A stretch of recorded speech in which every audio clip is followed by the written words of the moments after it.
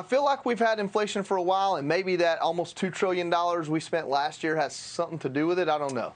I would say so. I would say it started in March of 2021, right after Biden's inauguration, when he passed the American Rescue Package, $1.9 trillion. I'm sick of this stuff. We have to talk about it because the American people think the reason for inflation is government spending more money.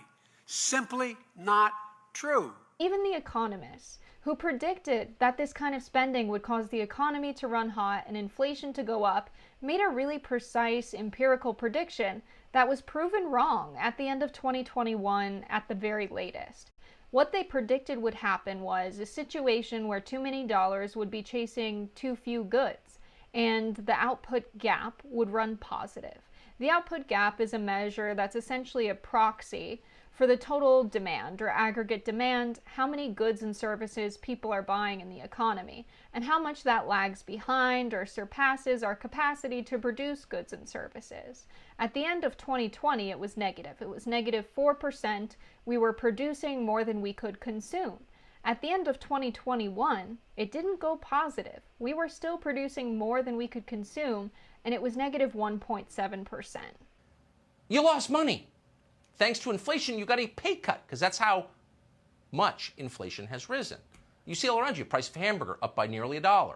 A pound of bacon goes from $5.70 to $7, et cetera, et cetera, et cetera, across every class of consumer products. So let's get really real about what's going on with inflation, first with how we're calculating it. The common figure you see of 7.9% is the Consumer Price Index, or CPI.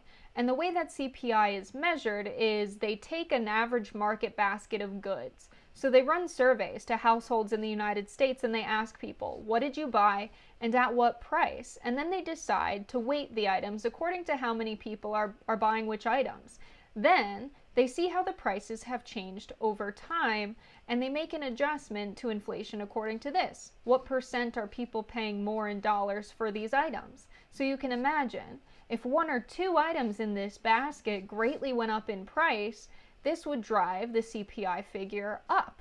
And what we're seeing right now is a lot of the inflation is explained by a few items in this basket, especially cars and especially the price of gas and energy. The pandemic caused a shift in demand, away from services and more towards goods. Less people were dining out at restaurants and more people were going to grocery stores and bringing that food home. When we have increased demand, for example in the goods sector, but supply remains the same or decreases, that's an environment where prices tend to go up. There's also this element of supply chain issues related to the pandemic causing price increases.